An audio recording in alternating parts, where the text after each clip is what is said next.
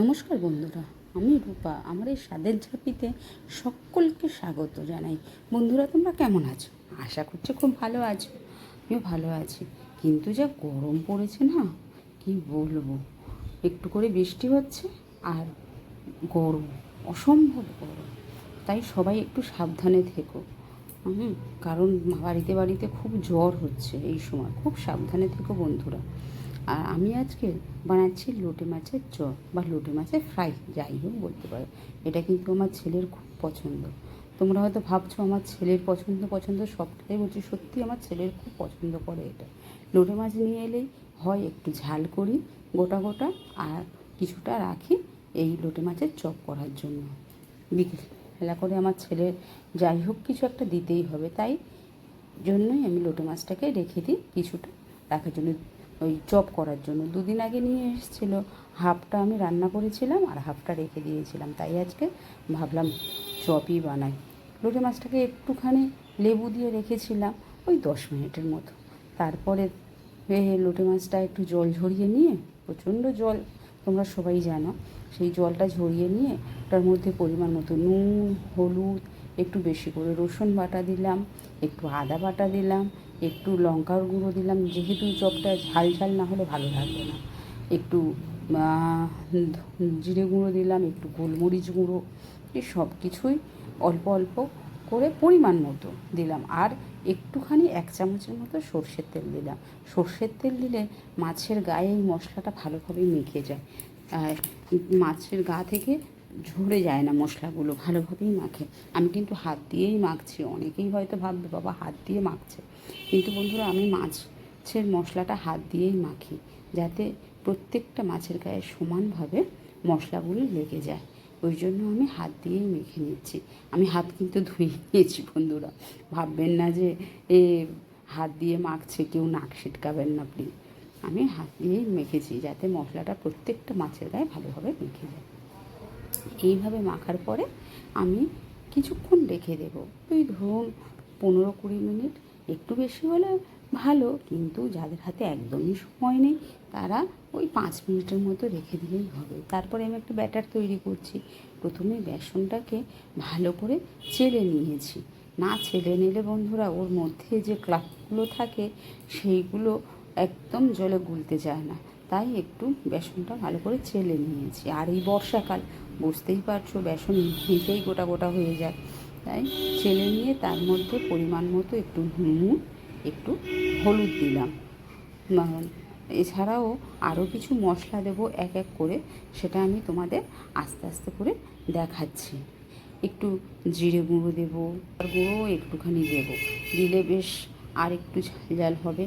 আর বন্ধুরা, এতে একটুখানি যদি চালের গুঁড়ো দাও অল্প, 2 চামচের মতো, তাহলে কিন্তু আরও মুচমুচে হবে, ব্যাটারটাও ভালো হবে। কিন্তু আমার কাছে যেহেতু ছিল না, তাই আমি আর দিতেই পারলাম না চালের গুঁড়ো।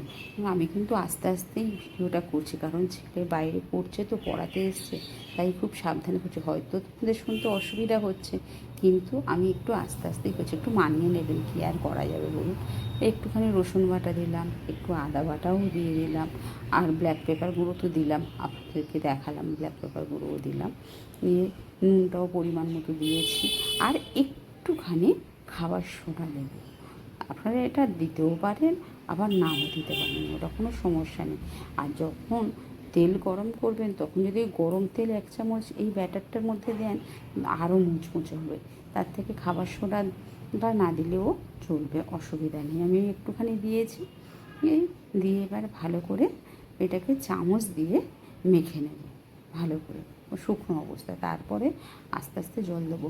বন্ধুরা, ব্যাটারটা কিন্তু বেশি পাতলা করলে চলবে না, পাতলা করলেই মাছের গা থেকে ছেড়ে যাবে। আর লোটে মাছে তো জল থাকেই, যতই আপনি জল ঝরিয়ে নিন না না কেন, জল তো থাকেই।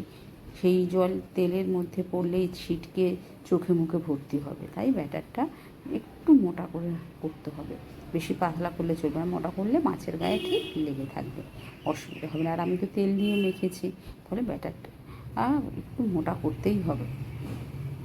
এই দেখুন, অল্প অল্প জল দিয়ে আমি কেমনভাবে মেখে নিচ্ছি ব্যাটারটা। এবার কড়াটা বসিয়ে দিলাম ওভেনের মধ্যে, তারপরে তেল দিলাম।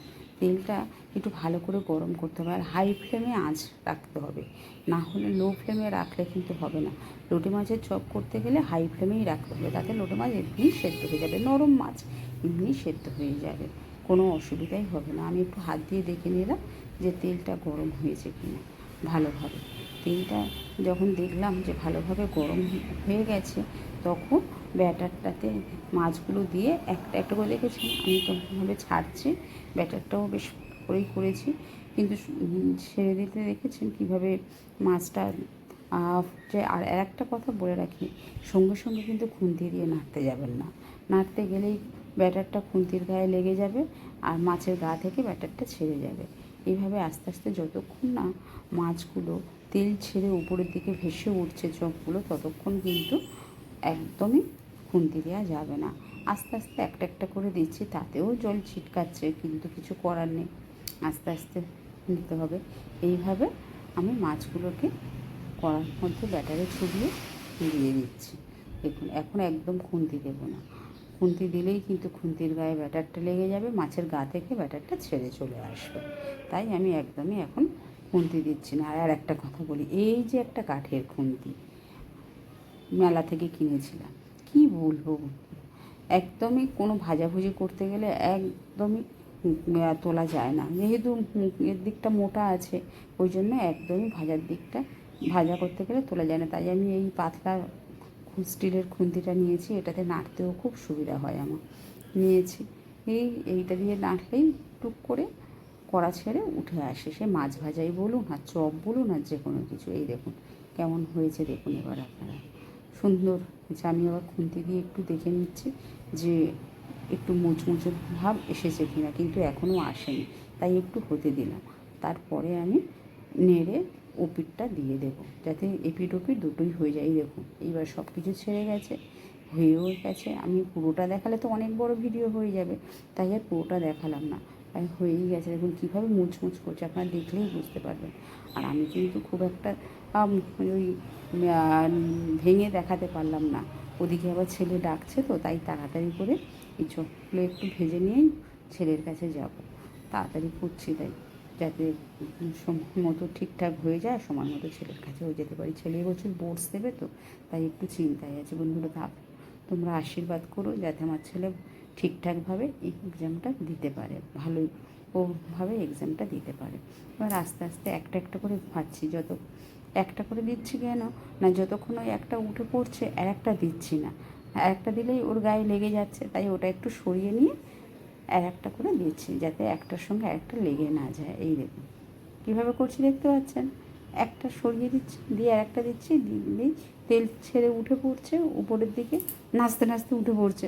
তারপরে আমি ভালো করে এপিট ওপিট করে দিয়ে দিচ্ছি, যাতে দু পিঠ ভালোভাবে হয়, মাছটাও সেদ্ধ হয়। এমনি নরম মাছ, সেটা তো বলেইছি আপনাদেরকে, নরম মাছ। এরকম কেমনভাবে একটা একটা করে দিচ্ছি, দিয়ে সবকটা এইভাবে আস্তে আস্তে করে এই দেখুন, আমি আপনাদেরকে বলছিলাম আমি ভুল করলাম, দিয়ে সঙ্গে সঙ্গে খুন্তিটা দিয়েছি, তাই খুন্তির গায়ে লেগে গিয়েছিল, তারপরে আবার ছেড়ে গেছে, গিয়ে এই দেখুন হয়ে গেছে সবগুলো, কিন্তু খুব মুচমুচে হয়েছিল এবং খুব টেস্টিও হয়েছিল। বন্ধুরা আপনারা একবার করে দেখবেন, দেখে অবশ্যই আমাকে কমেন্টে জানাবেন যে কেমন লেগেছে আপনাদের।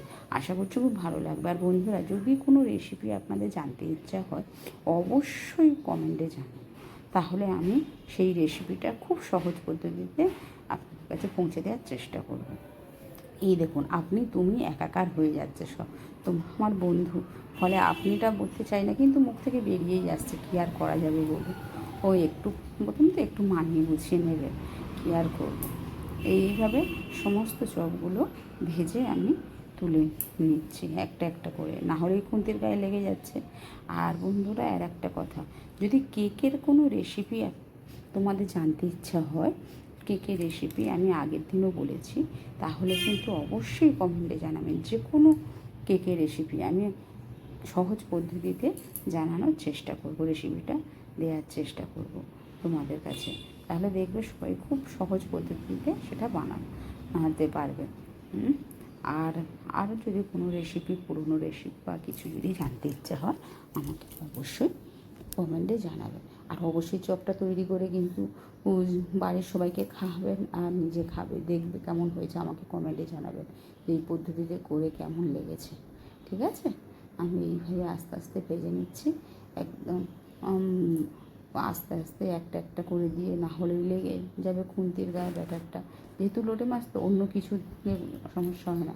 তবে আর একটা কথা বলি, আমি কিন্তু এটা ভাজার আগে একটু কুমড়োর চপ করেছিলাম, কারণ ছেলের ম্যাম পড়াতে এসছেন আজকে মঙ্গলবার, তাই সে ননভেজ খায় না, তাই তার জন্য একটু কুমড়োর চপ করেছিলাম।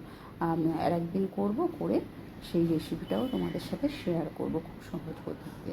মেয়ে বললো বলে খুব ভালো হয়েছে, আর একদিন করে দেখাবো কুমড়োর চপ। এখন তো এটা করছি, আর কুমড়োর চপ করবো। ঠিক আছে, এইভাবে আস্তে আস্তে আমি সমস্ত মাছগুলোকে ভেজে নিচ্ছি, চপগুলোকে, মাছ না চপগুলোকে ভেজে